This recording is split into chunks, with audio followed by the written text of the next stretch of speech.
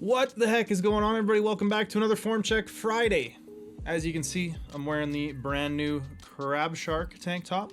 3 sizes of which are already sold out. So if you're looking to get some apparel from the store, go ahead and head over to Calgary Barbell.shop and pick up some of our stuff. It's flying off the shelves. So get you some. I'm really happy with these designs. Check out the sweet pirate ships behind me, Yar, Matey, etc. Anyways, we're gonna get into some form checks here. And our first one here comes from Joshua. Now, we left off our last video with Joshua's squats. And turn this so I can see a little bit better. And let's see. So he says he's 38 years old, lifting just over 3 years. This is 330 for an RPE 10. Now he figures his first rep's pretty good, second rep degrades a little bit, and the third rep he says is indicative of what happens with a lot of his squats. Now I mentioned last time that this is a bit of a sort of squat morning pattern, something that we see relatively commonly in sort of novice to intermediate lifters, so it's not altogether unfamiliar to me. And I think one of the biggest things I would do, so let's tackle this from a cueing standpoint first, and then we can talk about it from an exercise selection standpoint, because I really do think that coming at a problem like this from multiple angles is probably your best way to get it solved as efficiently and as quickly as you can. So let me make sure this loops. Now, when we're squatting, one of the things I'm seeing here is I think these elbows are maybe a little bit high. They're kind of up and out behind you, which causes you to tip forward a little bit further, right? If we have elevation, if we have protraction in the shoulder blades, a lot of the times we're not making this trunk, which is one of the levers of the squat, as short as we can. As soon as that bar goes forward and there's any kind of like looseness or laxity in the back, we're going to lose position. That bar is going to roll us forward, and looseness in the upper back is kind of gonna lead into that sort of squat morning cue. The other thing that we'll often see with the squat morning is we'll see the knees kind of shoot back out of the hole. Now this could be like a quad weakness, but more often than not, what you can do is simply cue the lifter a little bit more onto the toes to keep a little bit more weight forefoot or towards the ball of the foot specifically.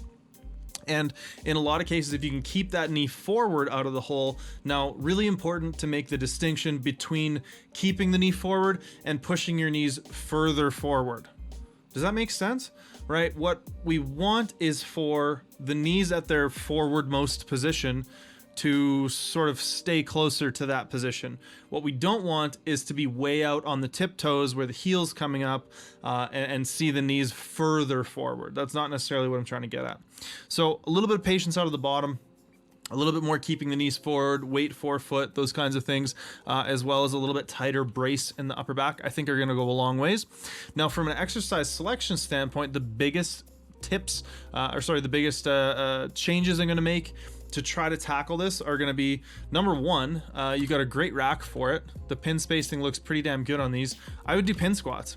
Pin squats is one of my absolute favorite go-tos for lifters who sort of fall into this squat morning pattern, because there is a slight disconnect between the weight of the bar bearing down on you as you come out of the bottom, and you have to break the bar from a dead stop, from full inertia. Right? You have to overcome the inertia of the bar resting on the pins.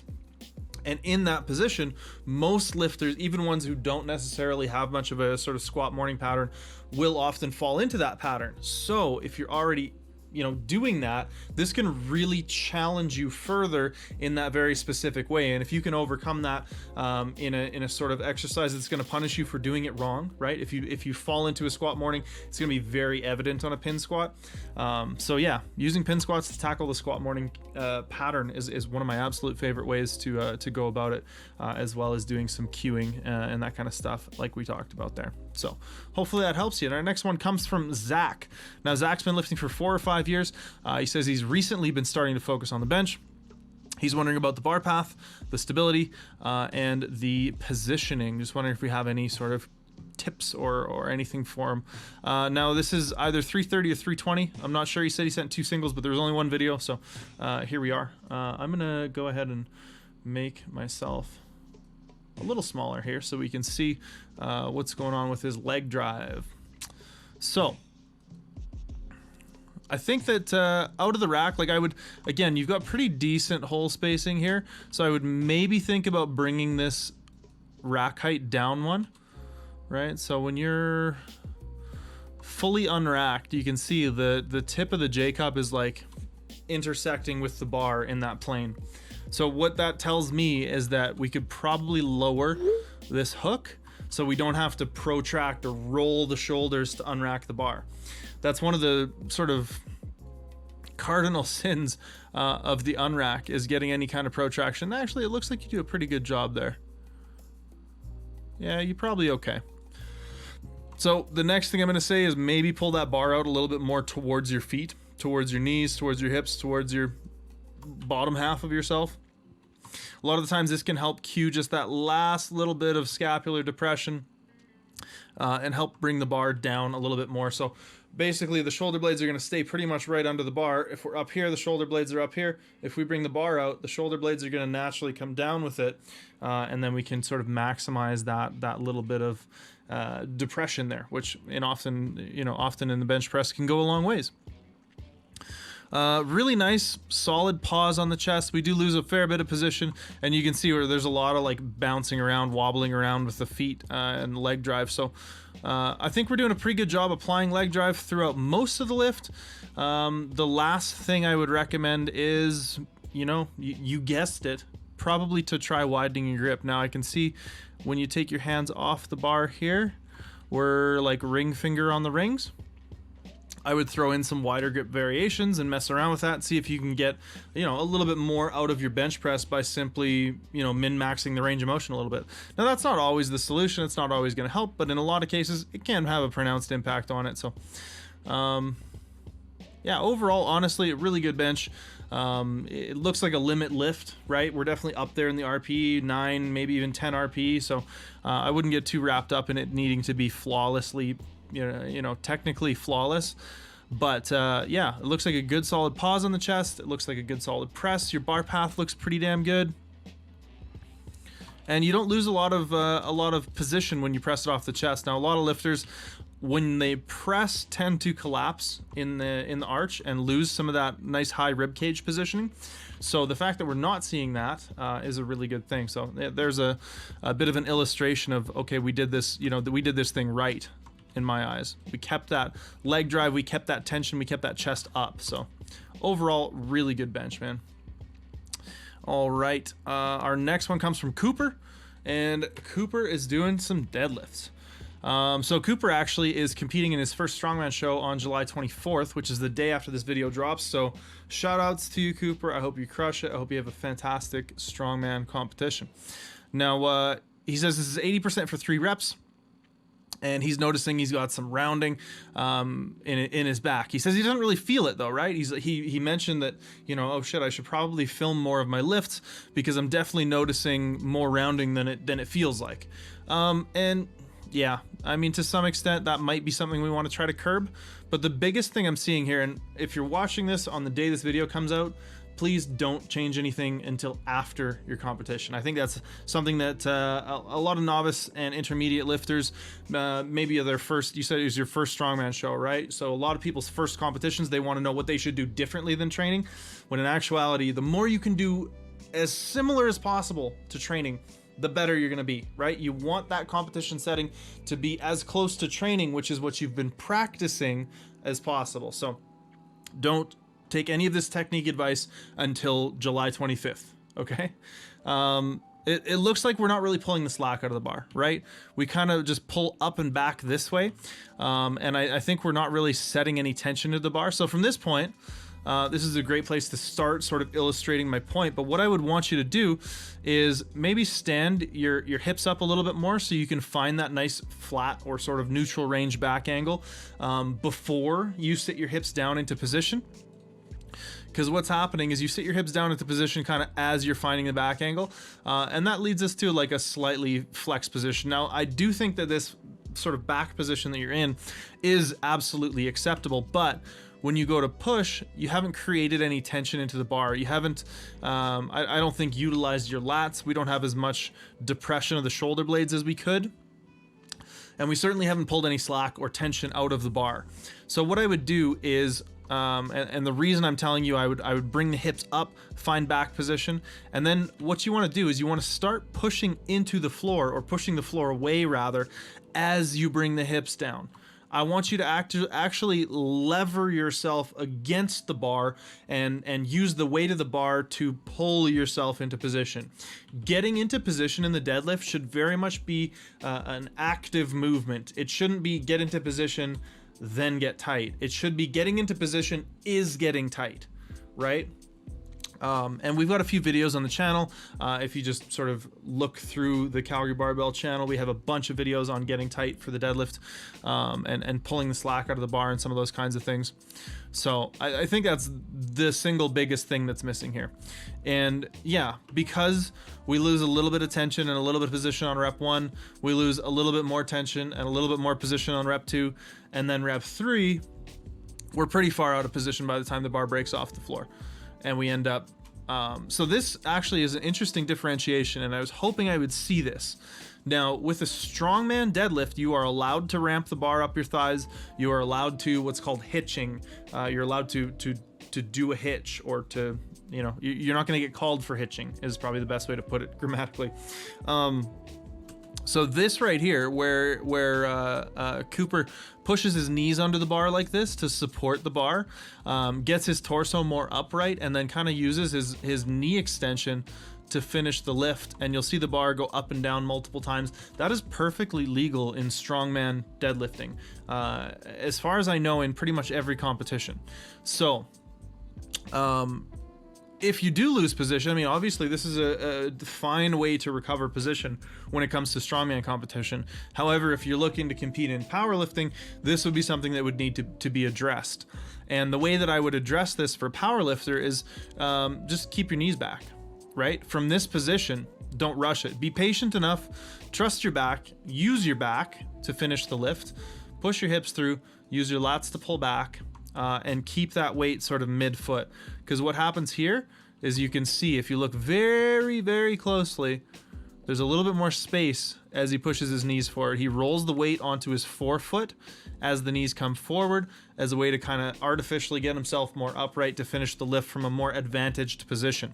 So stay on your heels. If you're a powerlifter watching this and you have this issue, stay on your heels, trust your hips, trust your back, and patiently finish the movement. Don't rush it.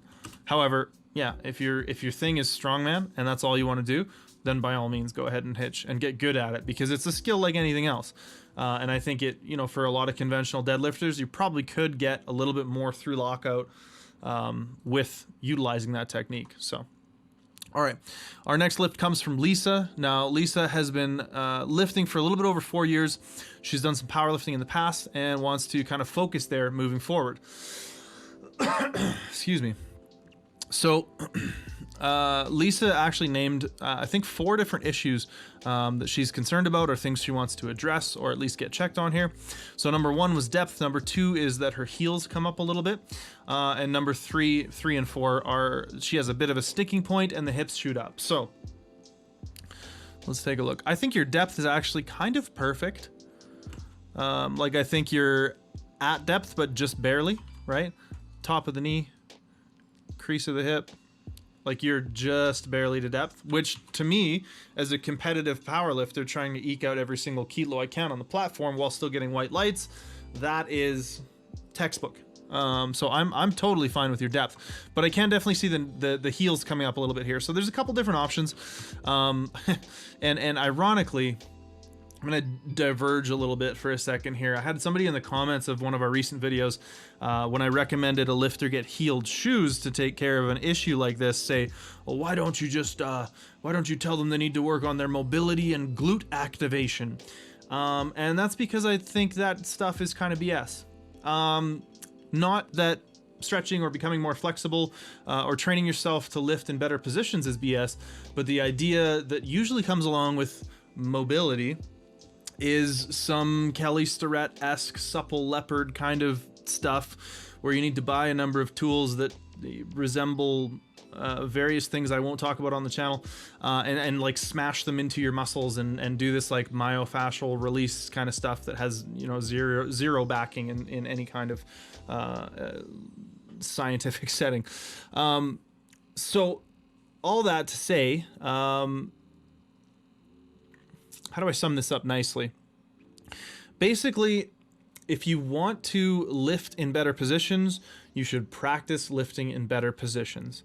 So, and it also, you don't need some like artificially set level of mobility or functionality to do things that you may or may not care about being able to do. There isn't like a healthy amount of mobility or a healthy amount of flexibility. If you can get to squat depth, and that's what you choose to do as your hobby is squat, does it matter if you use a shoe? Are those, you know, if you use a heeled shoe, are those 5 millimeters, is that 3/4 of an inch going to negatively impact your ability to be resilient in your activities of daily living? No, it's not. Go ahead and use a squat shoe. So yes, in a very roundabout sort of ranty kind of way, Lisa, I would say one thing you could look into is getting a heeled shoe, or, you know, putting a 5-pound plate under your heels to help with that, so that you can, you know, limit the amount of flexibility needed by your ankle to be able to perform this movement to full depth.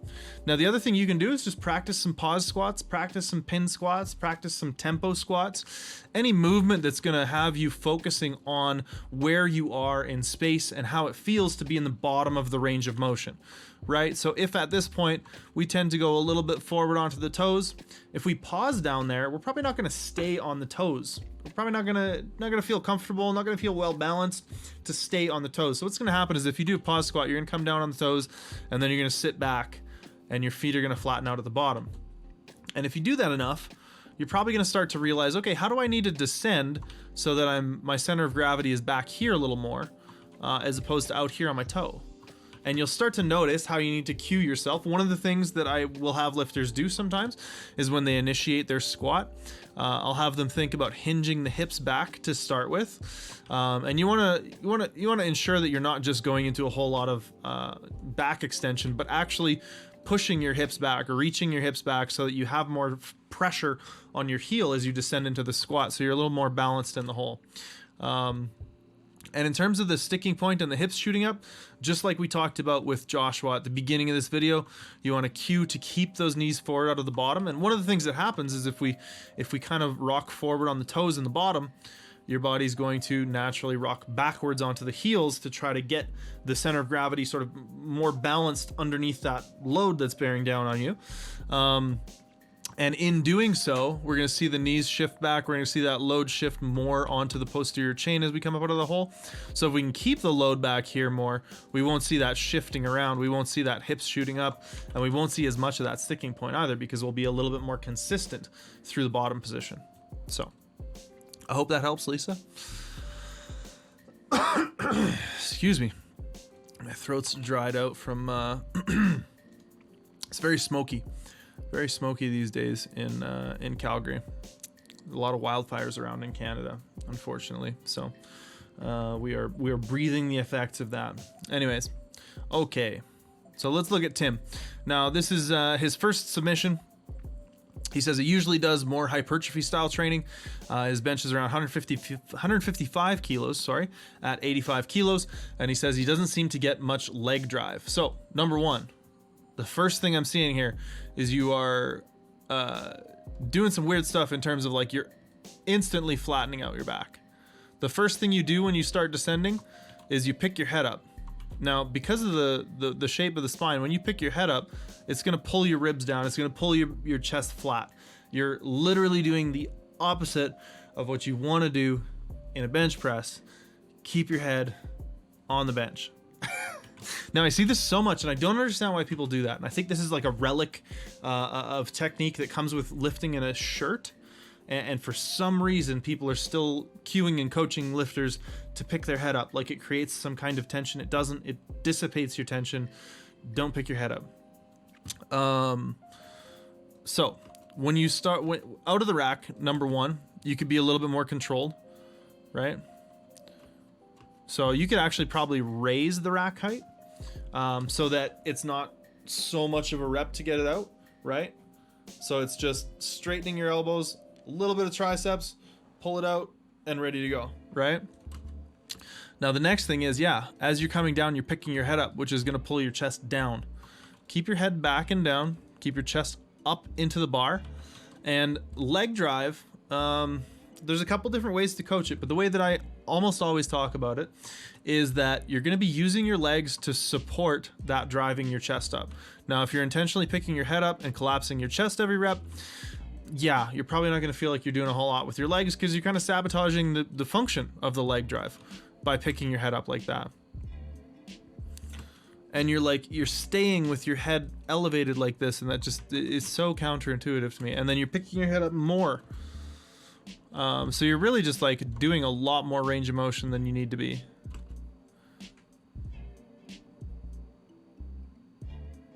Yeah, so you can see all that space that comes up when you pick your head up. In terms of the bar path and stuff, it actually looks pretty good. Now, the next big thing, so number one, head down, chest up. Number two, maintain like 98% more tension in your upper back. Your shoulder blades are moving around a lot at lockout. You're coming up and locking out, and your shoulder blades are doing this when they should be cranked in. Press, press, not come down, relax, let the shoulders loose, press, shoulders loose, right? We need to be holding shoulder position better throughout the set, especially if we want to, help increase our bench press proficiency. We need absolute tightness in the upper back from unrack to re-rack. We want to hold that tightness during the descent. We want to hold that tightness during the pause or the contact with the bar of the chest, and we want to hold that tightness at lockout and between reps. Tight, tight, tight. We need that upper back tight. All right. I hope that helps you, man. All right. Our next video comes from Dhruv. Now, Dhruv says he is a beginner at deadlifting, but he says he feels like his deadlift looks okay. He just kind of wants some eyes on it. He says this is 165 pounds he's deadlifting here, and he says he has no pain or anything. He just wants a second opinion so that he can kind of be certain and feel good about moving forward and continuing to load his lifts. And I'm going to leave this one for all of y'all beautiful people watching to go ahead and head down into the comments section below and leave your advice for Dhruv. Let me know if you think you see anything in his technique, or if you just want to leave some words of encouragement, because like I said, Dhruv is new to deadlifting, and one of the things I love most about this channel is I can often leave like a little call to action for people to be like, hey, let's just like encourage this person who's new to lifting. Right? It might not even be a technique thing. It might just be like, hey, there's 30,000 people here on the internet that think you should keep doing this, and like, good for you, and those kinds of things. And I think that's cool. Anyways, go ahead and leave a message for Dhruv in the comments section below. And yeah, go pick up some more some apparel. It's out there. It's out there, y'all. CalgaryBarbell.shop. And we will see everybody next week for Form Check Friday. Bye-bye.